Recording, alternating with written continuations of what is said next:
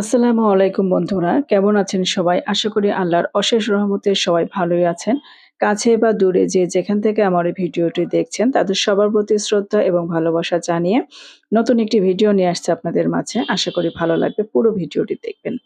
আজকে আমি রান্না করছি ১.৫ কেজি পরিমাণের গরুর মাংস। তো ১.৫ কেজি পরিমাণে গরুর মাংস রান্না করতে কি মসলা লাগে এবং কিভাবে রান্না করবেন এবং মসলা কতটুকু দিবেন সেটা উম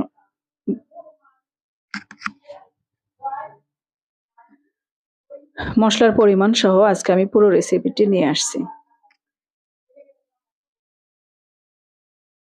তো মাংসটা আমি আগে থেকে কেটে ধুয়ে পরিষ্কার করে রেখেছিলাম ১.৫ কেজি মাংস। তারপর এখানে দিয়ে দিলাম ১.৫ চা চামচ পরিমাণে হলুদের গুঁড়া।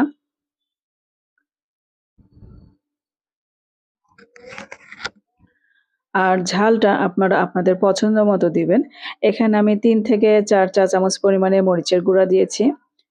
তো আপনারা যদি ঝালটা বাড়িয়ে বা কমিয়ে খেতে চান, সেক্ষেত্রে বাড়িয়ে কমিয়ে দিতে পারেন। আমি এখানে ৪ থেকে ৫ চা চামচ পরিমাণে দিলাম।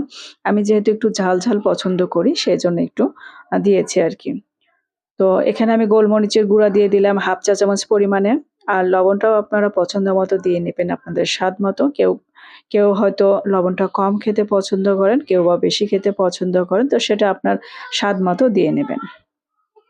আর এখন আমি দিয়ে নিচ্ছি আদা, জিরা এবং রসুন একসঙ্গে বেটে রাখি। সেই বাটা মসলা থেকে আমি এখন দিয়ে দিচ্ছি মসলাগুলো।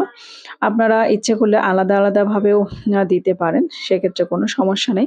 তো আমি এখানে একসঙ্গে যেহেতু বেটে রাখি, তো সেখান থেকে আমি ৫ থেকে ৬ চা চামচ পরিমাণে ৬ চা চামচ আরকি এরকম দিয়ে দিলাম মসলাটা। আর গোলমরিচের গুঁড়া দিয়ে দিলাম অর্থাৎ হচ্ছে দারচিনি, সাদা এলাচ এগুলো যা আমি একটু বেটে রেখেছিলাম, সে বাটা মসলা থেকে ১ চা চামচ পরিমাণে দিয়ে নিলাম। আর সয়াবিন তেলটা আমি এখানে দিয়ে নিলাম 1/3 কাপ পরিমাণে। আপনারা যারা আমার চ্যানেলের রান্নাগুলো নিয়মিত দেখেন, তারা অনেকেই দেখে থাকবেন যে আমি খুব কম তেলে রান্না করার চেষ্টা করি।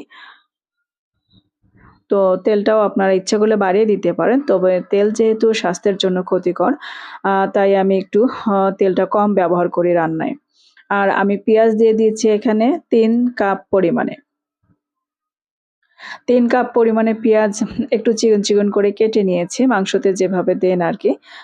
তবে মোটা করে দিলেও সমস্যা হয় না। মাংসতে গলেই যায়। মাংস কষাতে, কষাতে কিন্তু সমস্ত পেঁয়াজ গলে যায়। তো আমি এখন সমস্ত মসলার সঙ্গে ভালো করে মাংসটাকে নাড়াচাড়া করে নিচ্ছি। নাড়াচাড়া করে নেব। করে নিয়ে তারপরে ঢাকা দিয়ে রাখবো। মাংসটাকে ভালোভাবে কষানোর জন্য। তো আপনারা যারা নতুন গৃহিণী আপু আছেন তারা অনেকেই হয়তো বুঝতে পারেন না যে রান্নাটা কিভাবে করলে অনেকটা টেস্টি হয়। তো রান্নাটা আপনারা যদি একটু ভালো করে কষাতে পারেন, মসলাসহ, মাংসসহ যদি ভালো করে কষিয়ে নেন তাহলে মাংসের টেস্টটা কিন্তু অনেকাংশে বেড়ে যায়। আর মসলাগুলো যেন পুড়ে না যায় সেজন্য কিন্তু আমি এখানে 1/2 কাপ পরিমাণে পানি দিয়ে নিয়েছি। 1/2 কাপ পরিমাণে পানি দেওয়ার পরে দেখবেন মাংস থেকে কিন্তু যথেষ্ট পরিমাণে পানি ছেড়ে দিবে।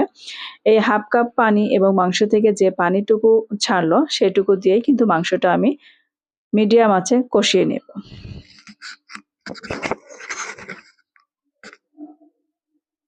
আর মাংসটা যেন ভালোভাবে সিদ্ধ হয় তার জন্য আমি কিন্তু এখানে পেঁপে মানে অল্প একটু পেঁপে আরকি আপনারা পছন্দ মতো দিতে পারেন। আমি এখানে 1/3 কাপ পরিমাণের মতো দিয়েছি। পাতলা, পাতলা করে কেটে দিয়েছি। পেঁপেটা দিলে একটু গ্রেভিটাও ঘন হবে এবং মাংসটাও তাড়াতাড়ি সিদ্ধ হবে সেজন্য। তো পেঁপে সহ কিন্তু আমি সমস্ত মসলা সহ কিন্তু মাংসটাকে ভালোমতো কষিয়ে নিচ্ছি দেখতে পাচ্ছেন। আমি কিন্তু আবারও ১ কাপ পরিমাণ পানি দিয়ে নিলাম। আমার কাছে মনে হচ্ছে যে কড়াইয়ের তলানিতে লেগে যাচ্ছে। তো লেগে যাওয়ার কারণে আমি আরো ১ কাপ পানি দিলাম এবং মাংসটাকে আরো ভালোভাবে আমি কষাবো। তো আমার এই চ্যানেলের সহজ রেসিপিগুলো আপনাদের কাছে যদি এতটুকু ভালো লেগে থাকে তাহলে প্লিজ একটা লাইক এবং সাবস্ক্রাইব করবেন। বেল আইকনে ক্লিক করে রাখবেন যেন পরবর্তী ভিডিও ছাড়ার সঙ্গে, সঙ্গে পৌঁছে যায় সবার আগে আপনার কাছে।